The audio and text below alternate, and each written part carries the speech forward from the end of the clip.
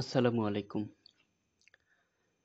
Voice changing এর চতুর্থ ক্লাসে আজ আমরা শিখব ফ্যাক্টেটিভ অবজেক্ট যুক্ত অ্যাক্টিভ টু প্যাসিভ, কগনেট যুক্ত active to passive, present participle যুক্ত অ্যাক্টিভ টু প্যাসিভ এবং বেয়ার ইনফিনিটিভ যুক্ত অ্যাক্টিভ টু প্যাসিভ।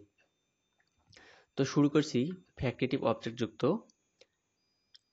সেন্টেন্স দ্বারা, অর্থাৎ উই মেড হিম লিডার। আমরা তাকে নেতা বানিয়েছি। তো আমরা জানি যে ভার্বকে কি এবং কাকে দ্বারা প্রশ্ন করার পর যদি সঠিক উত্তর পাওয়া যায় তো পরবর্তী ওয়ার্ডটাই হচ্ছে অবজেক্ট। কিন্তু ফ্যাক্ট হচ্ছে এই জায়গায় যে কি এবং কাকে দ্বারা প্রশ্ন করার পর কোনো ওয়ার্ড আছে কিন্তু তার অর্থটা পূর্ণ হচ্ছে না। যেমন বলা হচ্ছে যে উই মেড হিম লিডার। তো আমরা তাকে কি বানিয়েছি? আমরা তাকে নেতা বানিয়েছি। তো এটি হচ্ছে ফ্যাক্টেটিভ অবজেক্ট, কারণ লিডার নামক একটি এখানে নাউন রয়েছে বা একটি ওয়ার্ড রয়েছে। কিন্তু যদি এই ওয়ার্ডটাকে আমরা উঠিয়ে দেই, তো এখন প্রশ্ন করেন তো মেড নামক ভার্বটাকে, যে আমরা তাকে কি বানিয়েছি? আমরা তাকে বানিয়েছি। উই মেড হিম, আমরা তাকে বানিয়েছি, কিন্তু সেন্টেন্সটা অর্থবহ হচ্ছে না। কি বানিয়েছি? তো এখন যদি আমি লিখি যে লিডার, তখন এই সেন্টেন্সটা অর্থবহ হবে বা পূর্ণাঙ্গ একটা অর্থ হবে যে আমরা তাকে এখন নেতা বানিয়েছি। তো এই সেন্টেন্সে লিডারটা হচ্ছে একটি ফ্যাক্টেটিভ অবজেক্ট এবং মেড হচ্ছে ফ্যাক্টেটিভ ভার্ব, অর্থাৎ এটাই হচ্ছে ফ্যাক্টেটিভ যুক্ত অবজেক্ট। তো এই সমস্ত সেন্টেন্স প্যাসিভ রূপান্তর করার ক্ষেত্রে যেটি প্রথমে করতে হয় সেটি হচ্ছে প্রোনোমিনাল অবজেক্ট বা নামবাচক কর্ম যে রয়েছে সেটিকে আমাদের সাবজেক্ট হিসেবে রূপান্তর করতে হবে। যেমন হচ্ছে মি, আজ, ইউ, দেম, হিম, হার, এগুলো হচ্ছে প্রোনোমিনাল অবজেক্ট বা নামবাচক কর্ম। অর্থাৎ হিমটা এখানে হচ্ছে নামবাচক কর্ম বা প্রোনোমিনাল অবজেক্ট। তো হিমের সাবজেক্টিভ ফর্ম হচ্ছে হি। এরপর টেন্স ও পার্সন অনুসারে হেল্পিং ভার্ব, অর্থাৎ ওয়াজ।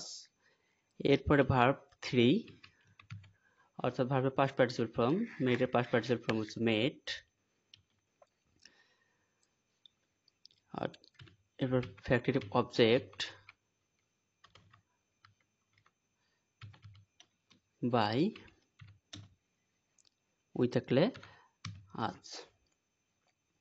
তো পরিবর্তনটা হচ্ছে এই জায়গায় যে প্রোনোমিনাল অবজেক্টটাকে সাবজেক্ট হিসেবে লিখেছি, এরপরে টেন্স ও পার্সন অনুসারে ওয়াজ নিয়েছি, এরপরে ভার্ব থ্রি নিয়েছি, এরপরে ফ্যাক্টেটিভ অবজেক্ট যুক্ত ওয়ার্ডটি, এরপরে প্রিপোজিশন বাই, এরপর আজ।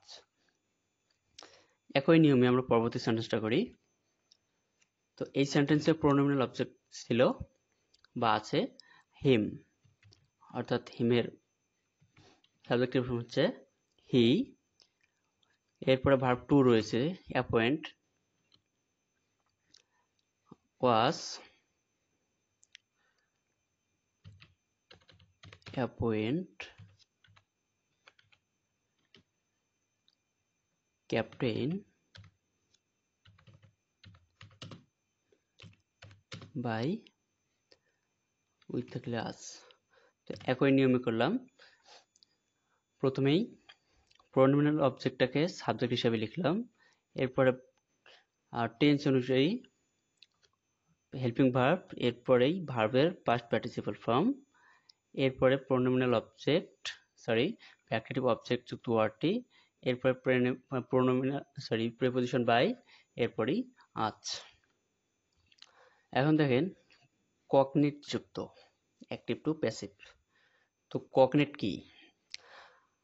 কগনেট হচ্ছে ওইসব ওয়ার্ড, অর্থাৎ ভার্ব এবং নাউন একই ধাতুকৃত শব্দ থেকে উচ্চারিত, যেমন বা সমজাতীয়। আমরা জানি কগনেট অর্থই হচ্ছে সমজাতীয় বা পরস্পর একই।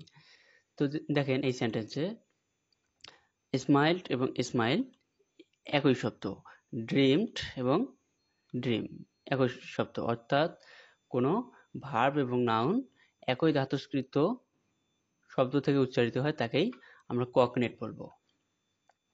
তো এই সমস্ত সেন্টেন্স পরিবর্তন করার যে নিয়ম, প্রথমে অবজেক্টকে সাবজেক্ট হিসেবে লিখতে হয়।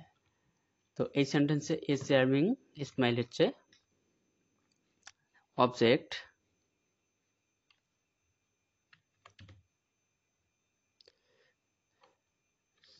চার্মিং স্মাইল, যেহেতু ভার্ব টু রয়েছে এজন্য ওয়াজ এবং ভার্ব থ্রি, অর্থাৎ স্মাইলড এর ভার্ব থ্রি হচ্ছে স্মাইলড বাই, সি থাকলে হার। উক্ত সেন্টেন্সে আমরা এ চার্মিং অবজেক্টটাকে সাবজেক্ট হিসেবে লিখেছি, এরপরে ভার্ব টু থাকার জন্য আমরা ওয়াজ নিয়েছি এবং স্মাইলড নামক ভার্বটার ভার্ব থ্রি বসিয়েছি, এরপর প্রিপোজিশন বাই, এরপরে সাবজেক্টের অবজেক্টিভ ফর্ম, অর্থাৎ আমরা সকলেই জানি সি থাকলে হার হয়। এরপরে বলা হচ্ছে যে হি ড্রিমড আ সুইট ড্রিম। তো এই সেন্টেন্সে অবজেক্ট হচ্ছে এ সুইট ড্রিম। কারো যদি অবজেক্ট বুঝতে অসুবিধা হয়, তো পূর্বের একটি ক্লাসে আমাদের অবজেক্টের একটা পূর্ণাঙ্গ ক্লাস দেওয়া আছে, আপনারা চাইলে ওখানে দেখে নিতে পারেন। আমি ডেসক্রিপশন বক্সে লিঙ্ক দিয়ে রাখবো, আপনারা চাইলে ওখান থেকে দেখতে পারেন। তো এ সুইট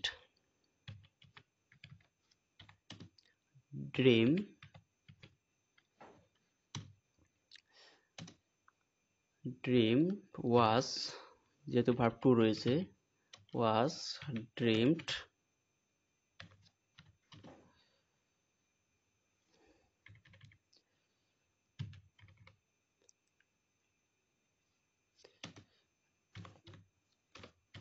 বাই, হি থাকলে আমরা জানি হিম হয়। তো এই সেন্টেন্সের পরিবর্তনটা হচ্ছে পূর্বের সেন্টেন্সের মতো, অর্থাৎ অবজেক্টটাকে সাবজেক্ট হিসেবে লিখেছি, এরপরে ভার্ব টু থাকা সত্ত্বে আমরা ওয়াজ নিয়েছি এবং উক্ত ভার্বেরই আবার পাস্ট পার্টিসিপল ফর্ম, এরপর প্রিপোজিশন বাই, এরপরে সাবজেক্টের অবজেক্টিভ ফর্ম।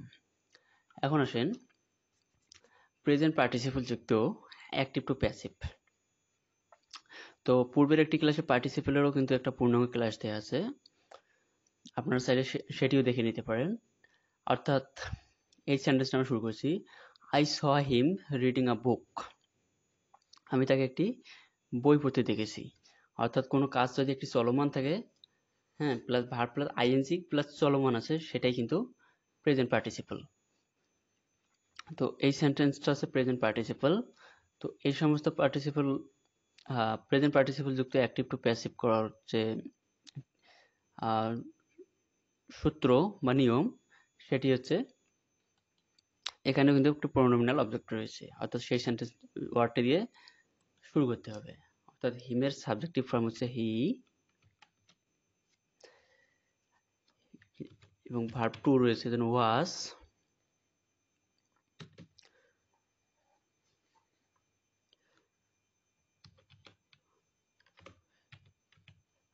এরপরে ভার্ব থ্রি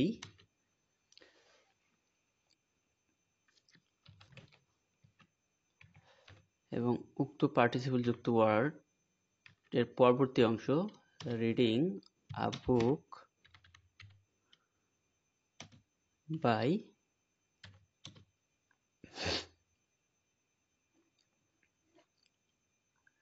মি, অর্থাৎ সাবজেক্টের অবজেক্টিভ ফর্ম।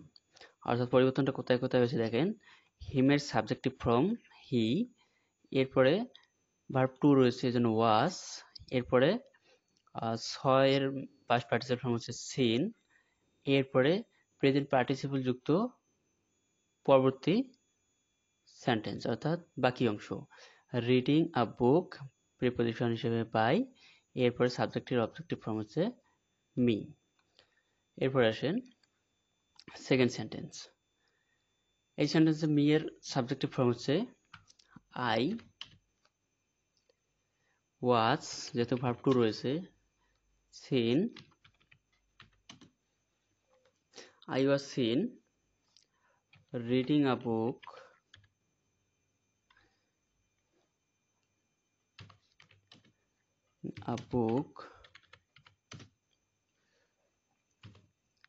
by দিয়ে থাকলে them।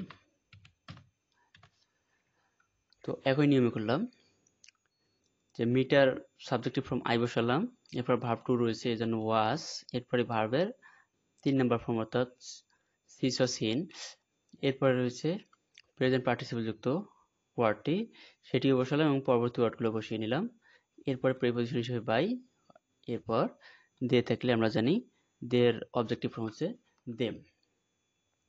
এবার আসেন বেয়ার ইনফিনিটিভ। পূর্বের একটি ক্লাসে দেয়া আছে ইনফিনিটিভ যুক্ত কিছু ওয়ার্ড। আমরা জানি টু প্লাস ভার্বের বেস ফর্ম বা ভার্বের প্রেজেন্ট ফর্ম তাই হচ্ছে ইনফিনিটিভ, কিন্তু বেয়ার ইনফিনিটিভ, আসলে বেয়ার ইনফিনিটিভটা কি? বেয়ার ইনফিনিটিভটা হচ্ছে যে একটি টু লুকিয়ে আছে বা উজ্জ্ব আছে, আমরা সেই সকল ওয়ার্ডকেই বুঝি বেয়ার ইনফিনিটিভ। যেমন he made me right a letter, আমরা কিন্তু এই সেন্টেন্সে বলতে পারতাম যে he made me two write a letter, অর্থাৎ এই সেন্টেন্সে এই রাইটটাই হচ্ছে বেয়ার ইনফিনিটিভ। আমরা এই সেন্টেন্সে বলতে পারতাম যে হি মেড মি গো, কিন্তু এই সেন্টেন্সে আমরা কিন্তু বলতে পারতাম he made me to go, অর্থাৎ কোনো ভার্বের পূর্বে টু লুকিয়ে আছে বা উজ্জ্ব আছে, তাকেই আমরা বলবো বেয়ার ইনফিনিটিভ। তো শুরু করছি, এবং পরবর্তী ক্লাসে একটা বেয়ার ইনফিনিটিভ পূর্ণাঙ্গ একটা ক্লাস থাকবে, আপনারা চাইলে এটা দেখে নিতে পারেন। তো অলরেডি আমরা বুঝে গেছি যে ভার্বটা মানে বেস ফর্মের পূর্বে একটা টু লুকিয়ে আছে, যেমন রাইটটা হচ্ছে বেস ফর্ম, এই ভার্বটার পূর্বে একটা টু লুকিয়ে আছে, তো এই সমস্ত ওয়ার্ডই হচ্ছে বেয়ার ইনফিনিটিভ। তো শুরু করি।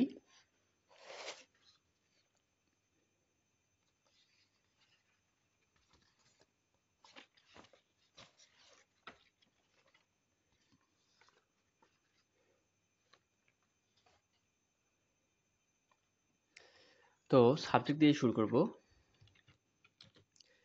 হি ওয়াজ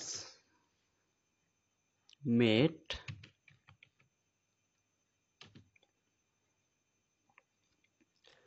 two write a letter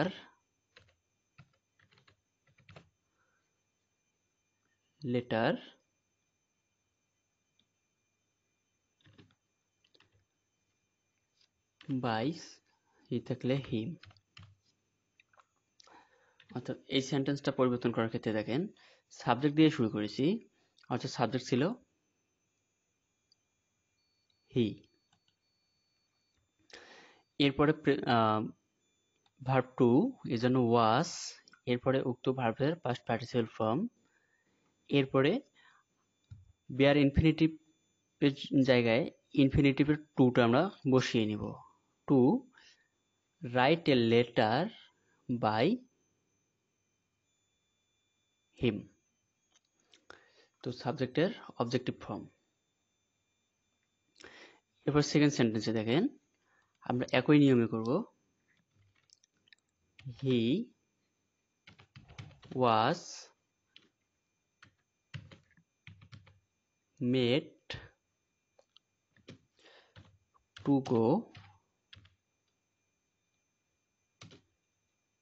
go by, he থাকলে আমরা জানি হিম বসে, অর্থাৎ উক্ত সেন্টেন্সে আমরা সাবজেক্ট দিয়ে শুরু করেছি, হি দিয়ে শুরু করেছি, এবং ভার্ব অর্থাৎ টেন্স অনুযায়ী আমরা ওয়াজ নিয়েছি, এরপরে ভার্বের 3 নাম্বার ফর্ম, এরপরে ইনফিনিটিভ এর টু বসিয়ে নিয়েছি, অর্থাৎ টু প্লাস ভার্বটা কিন্তু এখন পুরোটাই ইনফিনিটিভের কাজ করেছে, অর্থাৎ ইনফিনিটিভ। এখন কিন্তু আর বেয়ার ইনফিনিটিভ নাই, তো এখন রয়েছে ইনফিনিটিভ যে, এরপরে প্রিপোজিশন বাই, এরপরে আমরা জানি হি এর অবজেক্টিভ ফর্ম হচ্ছে হিম। তো ভিডিওটি ভালো লাগলে অবশ্যই একটি লাইক, কমেন্ট এবং শেয়ার করবেন, এবং পরবর্তী ভিডিওগুলো পাওয়ার জন্য সাবস্ক্রাইব করে বেল আইকন বাটনটি প্রেস করে রাখবেন।